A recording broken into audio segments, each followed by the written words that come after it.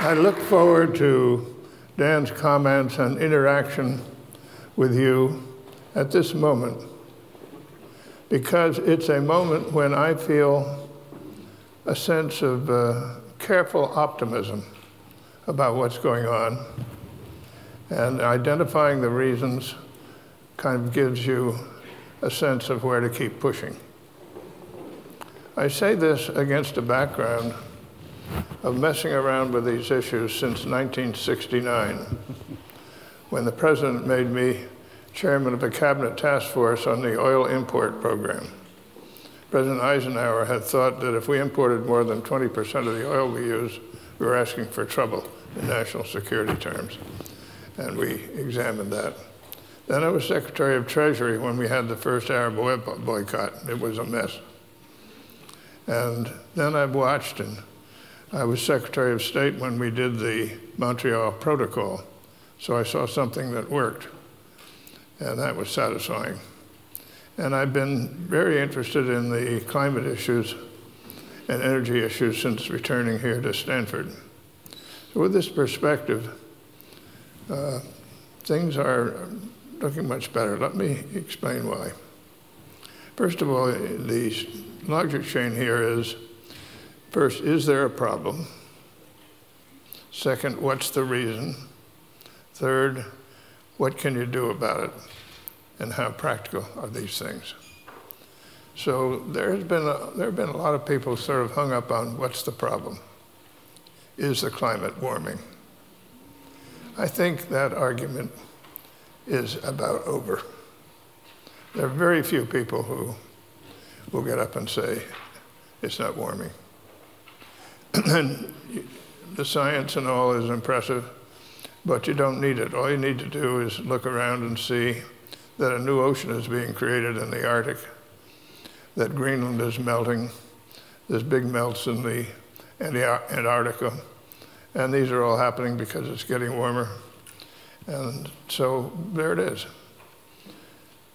So I think that there has come to be a kind of realization, I'll put it, that this is something that's happening. Now, why is it happening? There's more controversy. The people who denied that it was happening are now falling back on it's just happening naturally. But I think the evidence is very clear that carbon has a lot to do with it. And they have these cores that go way back and show a very close relationship between the emergence of carbon and heat. So this needs to sink in further, but it's getting there. It's getting there enough, so I think you can easily argue what we argued in the case of the ozone layer in the 1980s. There were people who didn't think what we were worried about, President Reagan and I, was to be worried about, but they agreed that if it happened, it would be a catastrophe. So instead of vilifying them the way you do nowadays, we reached out and said, okay, well then maybe we should have an insurance policy. You have an insurance policy on your house, you're not hoping your house burns down, but just in case. So it's an appealing concept. And I think perhaps we are at the point now where even people who doubt could say, okay, what's an insurance policy? What does it look like? And I think the insurance policy that we can point to isn't very expensive. What would it be? I think a great deal is being accomplished, and I had the privilege of visiting out in your area not too long ago, and I have the privilege of chairing the advisory committee for the MIT Energy Initiative and the one here at Stanford, so I see what these people are doing. A lot is taking place with energy R&D. And we're learning how to produce energy in different ways that are benign as far as the climate is concerned. And I might say many of these things are turning out to be good from an economic point of view and especially good from a national security point of view. For example, as I understand it, we're fairly close to learning how to do large-scale storage of electricity.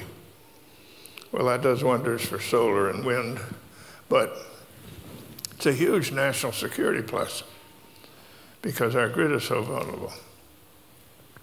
So there's an interplay here and a reinforcement.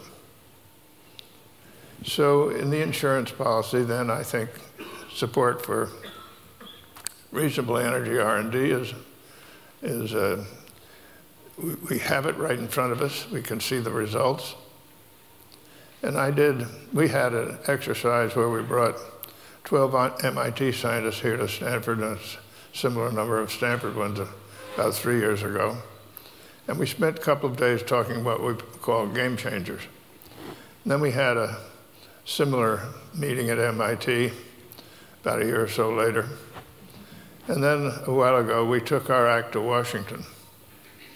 And Speaker Boehner set us up with the House Republicans on the Energy Committee.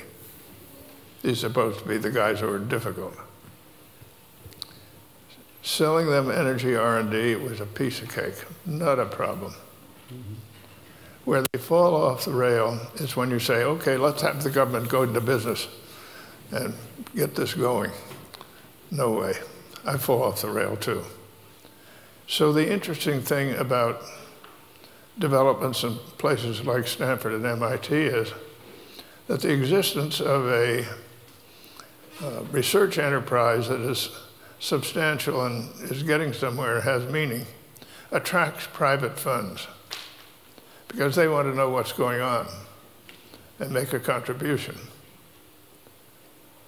And after all, a lot of universities are scared to death of private funds. Stanford, we figure, what the hell, Silicon Valley is just a big Stanford spin-off. We know these guys. But after all, these are the people who know how to commercialize something and scale it. So welcome to the party. I understand at NREL when I was there, you said you have a lot of industry people who come and sponsor research projects in your place. So that's the same idea, that we're not talking about abstract research, we're talking about something useful, and we're relating it to people who know how to take something useful and make it work. So you have all these developments on the energy R&D. I don't think that's enough. And what I advocate beyond that is a revenue-neutral carbon tax. I think a carbon tax is a much cleaner way of putting a price on carbon than a cap-and-trade system is. Cap-and-trade is a tax, too, just disguised. And I would make it revenue-neutral for two reasons. One, you remove any sense of fiscal drag. It's not a tax that's slowing down the economy, because you're returning the money to the economy. And so you get rid of the fiscal drag problem. And you also can pass it out. I think it should go in checks to individuals. And the check should have it on it a little note, your carbon dividend. So I'm looking forward to getting my carbon dividend once in a while. What's not to like? So, but there's a lot to be worked out on it. But I think that if we had a revenue-neutral carbon tax, as they have in British Columbia, and combined with strong energy R&D, we'll produce things that will work and that will do the job.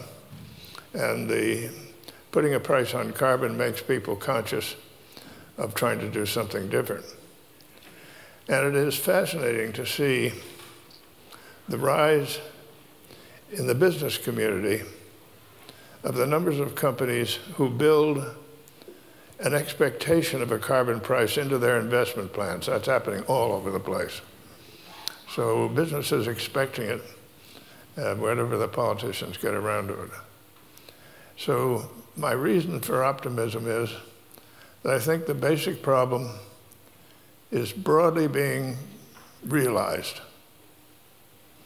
And second, that the consequences are becoming clear, so that even if you doubt the reason, you might be willing to take out an insurance policy.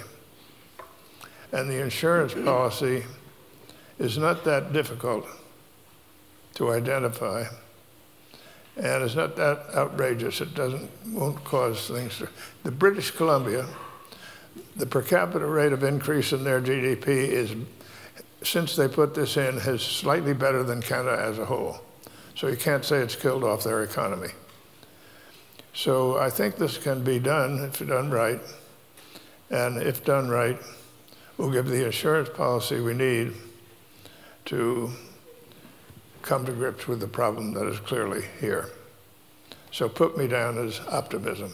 We have work to do, but we can see the path of the work and feel reasonably confident that it's going to work.